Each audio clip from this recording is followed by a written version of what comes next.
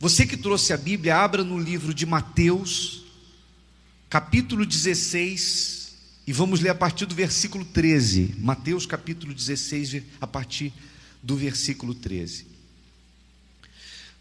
Por que razão há pessoas que já estão na igreja há muito tempo, às vezes a pessoa já conhece o Evangelho há anos, frequenta a igreja, conhece a Bíblia, já leu livros a respeito do Senhor Jesus, a respeito da fé. A pessoa tem informações, quando o assunto é Jesus, a pessoa tem informações, está na igreja, às vezes até há anos. Mas por que razão, mesmo com esse tempo de igreja, com anos de igreja, mesmo com todo o conhecimento, por que o mal prevalece contra a pessoa?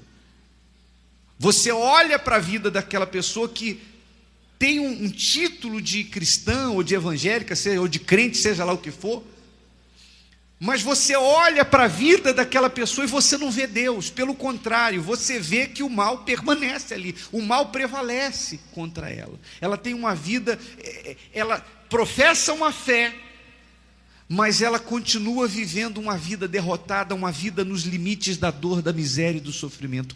Por quê, hein? Por quê? Isso não acontece? Acontece ou não acontece? Talvez você conheça, ou talvez você seja essa pessoa, ou conheça alguém assim, que vive falando Jesus para cá, Jesus para lá, Jesus para acolá, e a vida da pessoa, desculpa a palavra, está uma droga. Jesus disse: eu vim para que tenham vida e vida com abundância. Mas você olha para a vida dela, você não vê vida abundante de maneira nenhuma. Todos os sentidos da vida da pessoa estão derrotados. Por quê, hein? Pense comigo. Onde está o problema? Qual é o problema? Por que isso acontece com alguns? Você vai entender prestando atenção nessa passagem. Diz assim o texto: indo Jesus para os lados de Cesareia de Filipe, perguntou a seus discípulos: quem diz o povo ser o Filho do Homem? E eles responderam: uns dizem João Batista, outros Elias, e outros Jeremias ou algum dos profetas. Quer dizer, Jesus perguntou para os discípulos dele o que o povo, o que as pessoas costumavam falar dele, Jesus, quem ele era para as pessoas. E os discípulos falaram: olha, Senhor, tem uns que dizem que tu és João Batista, tem outros que dizem que tu és a reencarnação de Elias, há quem diga que tu és o profeta Jeremias, outros dizem que tu és outro profeta. Ou seja, as pessoas viam Jesus de várias formas, cada uma tinha o seu conceito na época em relação a ele. Aí Jesus vai e diz assim: mas vós, quem dizeis que eu sou? Quer dizer, Jesus disse: e vocês? Eu quero saber vocês. Para vocês eu sou o quê? Quem eu sou para vocês? Respondendo Simão Pedro disse: tu és o Cristo, o Filho do Deus vivo. Então Jesus lhe afirmou: bem-aventurado és, Simão Barjonas, porque não foi carne e sangue que te revelaram, mas meu Pai que está nos céus. Eu vou repetir isso aqui porque isso é muito profundo. Bem-aventurado és, quer dizer, bem-aventurado significa mais do que feliz, porque não foi carne e sangue que te revelaram, mas meu Pai que está nos céus. Também eu te digo que tu és Pedro, e sobre esta pedra edificarei a minha igreja, e as portas do inferno não prevalecerão contra ela. Dar-te-ei as chaves do reino dos céus. O que ligares na terra terá sido ligado nos céus, e o que desligares na terra terá sido desligado nos céus. Então Jesus, com essas palavras, ele profetizou o que seria a igreja dele na terra.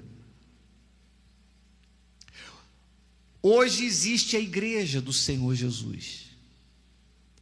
O que é a igreja do Senhor Jesus? É a catedral. Amém? É a igreja universal do reino de Deus. Amém? Amém, gente? Não. A igreja do Senhor Jesus é formada por todas as pessoas que conhecem Jesus, que sabem exatamente quem Ele é e o que Ele representa. Porque mesmo nos dias de hoje, a multidão, as pessoas aí fora, têm conceitos diferentes em relação à pessoa do Senhor Jesus. O nome dele todo mundo conhece. Hoje o nome de Jesus é conhecido em todo o planeta. Já foram feitos filmes com recorde de bilheteria, falando da história de Jesus. Existem muitos livros, existe muito material, áudio, visual, escrito, falando da história de Jesus. Então o nome de Jesus é conhecidíssimo. As pessoas, há quem esteja andando na rua, a pessoa está andando na rua, de repente ela tropeça numa pedra, ai Jesus! O nome dele está por toda parte. O nome de Jesus está hoje é usado para comércio, caderno, está na capa do caderno, está na camisa, está na bolsa, está para todo lado. Mas cada pessoa tem os seus conceitos de Jesus. Jesus perguntou para Pedro: e vocês, para vocês, quem eu sou? Pedro falou: tu és o Cristo, o Filho de Deus. Existem, por exemplo, pessoas hoje que veem Jesus como menino. Tem muita gente que tem em casa um bonequinho que ela fala: não, isso aqui é o menino Jesus. Quer dizer, tem gente que até hoje vê Jesus como menino. Tem gente que vê Jesus como um defunto. Eu ia na igreja quando criança, e eu lembro que tinha um caixão com Jesus morto dentro. Eu ficava ali olhando para ele. Ficava triste, eu saía triste, honestamente, ficava muito triste, porque você olha para ele, está morto. Outros veem Jesus na cruz. Tem gente que acha que, por exemplo, os intelectuais que acham que Jesus foi um político. Tem gente que acha que Jesus foi um espertalhão. Os judeus, eu me lembro de um bispo amigo meu que trabalhou lá em Israel, e ele estava falando comigo certa vez, bispo Fernando, que os filhos dele iam para a escola lá em Israel, e quando ele chegava em casa, ele tinha que ver o que foi dito para eles, para as crianças não se contaminarem com aqueles pensamentos que passavam, porque certa vez a filha dele foi para a escola, e a professora falou assim: olha, Jesus foi o seguinte, ele nasceu da seguinte maneira: Maria engravidou de um soldado romano.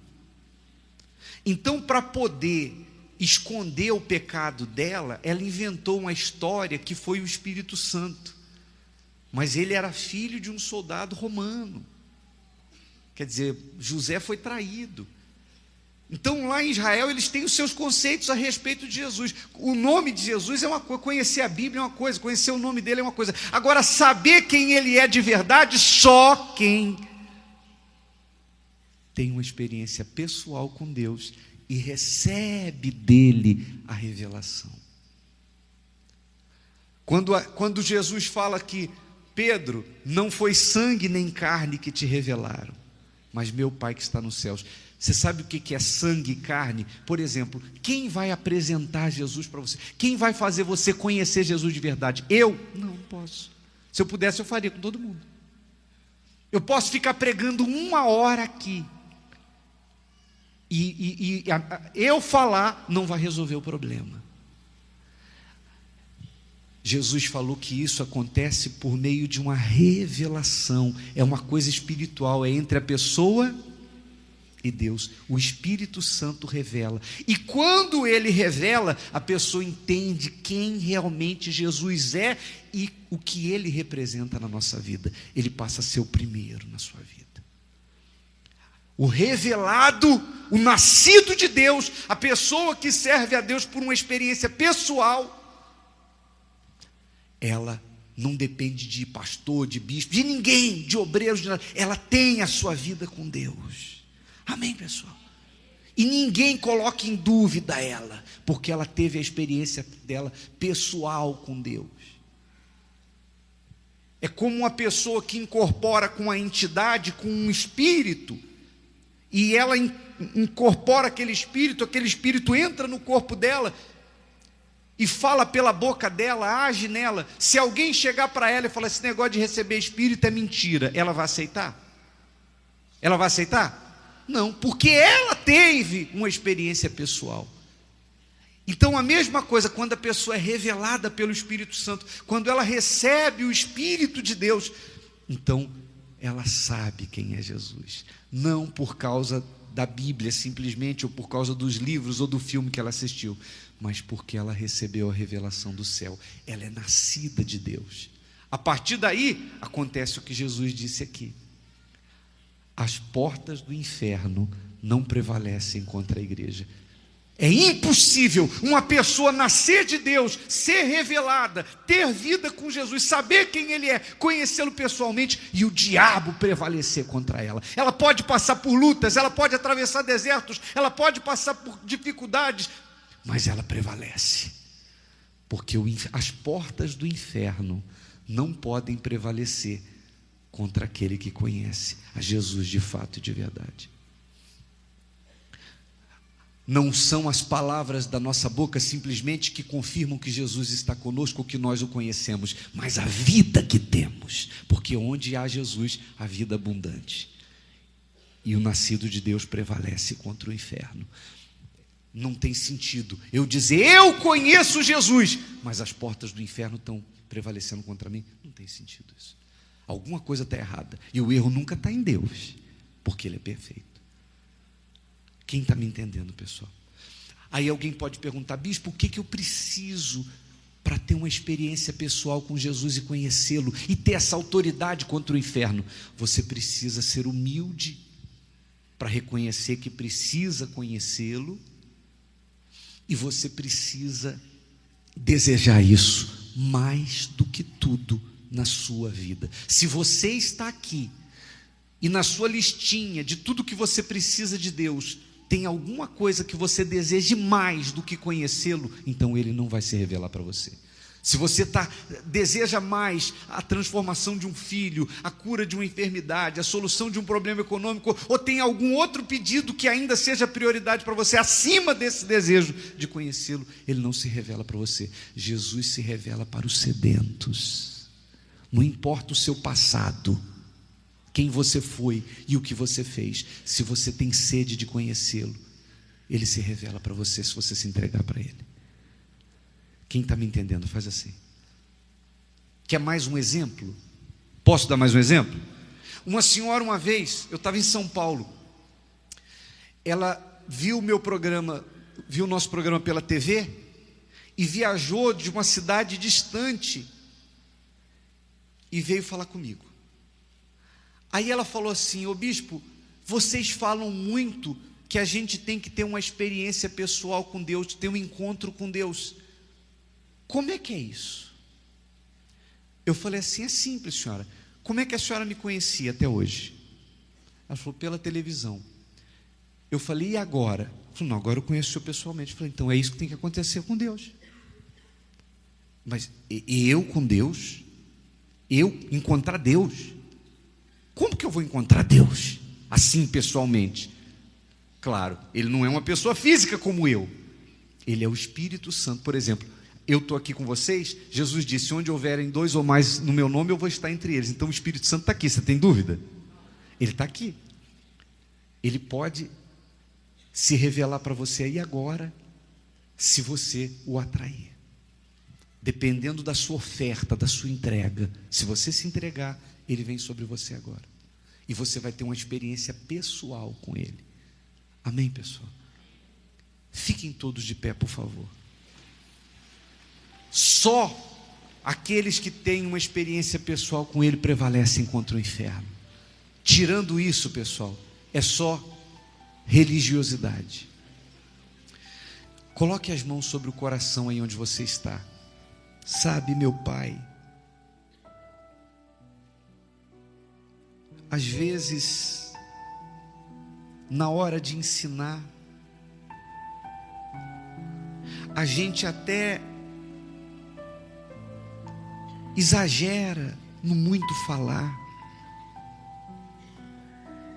por causa do desejo que a gente tem de fazer as pessoas te conhecerem e entenderem qual é a devida importância do Senhor na vida de cada um. A gente quer fazer as pessoas entenderem qual é o lugar que elas têm que oferecer a Ti na vida, no coração delas. Mas eu entendo, meu Pai, que por mais que eu fale ou outro fale, por mais que venhamos apresentar testemunhos, ainda que as pessoas leiam muitos livros e até a própria Bíblia de capa a capa, quem revela o Senhor Jesus como Ele verdadeiramente é o Senhor Espírito Santo. Por isso, meu Pai, meu Senhor Espírito Santo, é que desde o momento em que a gente subiu esse altar, nós viemos para cá, meu Pai, numa parceria com o Senhor, que já começou na madrugada, quando nós estávamos orando por essa reunião, porque o Senhor conhece o nosso coração, meu Pai. O Senhor sabe por que eu subi esse altar. O Senhor conhece as nossas intenções mais íntimas. E eu tenho diante de mim aqui uma verdadeira multidão, meu Pai. Eu não conheço cada pessoa que está aqui, eu não sei do problema delas, eu não sei, meu Pai, dos detalhes da vida de cada uma delas. Eu não sei quem veio aqui por mera curiosidade, eu não sei quem veio porque está desesperado. Eu não sei quem veio para renovar a comunhão contigo. Eu não sei quem tem pouco ou muito tempo de igreja. Mas eu sei que o Senhor conhece cada uma dessas pessoas em detalhes. E eu tenho certeza que nenhuma delas está aqui por obra do acaso, meu Pai. E eu te peço, pelas pessoas que são sinceras, aquelas pessoas que mais do que tudo, elas querem te encontrar. Elas não aceitam viver apenas ou te conhecer apenas por informações, pelo filme que assistiu, pelo livro que leu. Não, ela quer conhecer o teu espírito, meu Pai. E eu sei que o Senhor está pairando pelo ar. O Senhor está aqui agora nesse lugar onde habita o teu nome. Então ouça a oração dos sinceros, meu Deus. 르 오브 두잉 이트. 더 크리스찬 라이프 이전트 디피컬트. It's impossible. It's impossible for you to raise people from the dead on your own. It's impossible for you to stay in peace and to do these things without the power of the Holy Spirit. So I want to ask if there's anybody here who does not have this baptism of the Holy Spirit and speaking in tongues must receive that. You don't have to receive it to go to heaven. You can go to heaven without receiving the baptism of the Holy Spirit. As a matter of fact, you can get there quicker because you are going to have power and you will die or something. So you don't have to receive the baptism to go to heaven. But if you want to receive power and if you want the word of God to come alive and if you want to get this seed on the inside of the baptism of the Holy Spirit and I ain't got time to teach on it anymore. But if you don't have that, I would like to encourage you to receive that. Let me just be bold enough to say that if you don't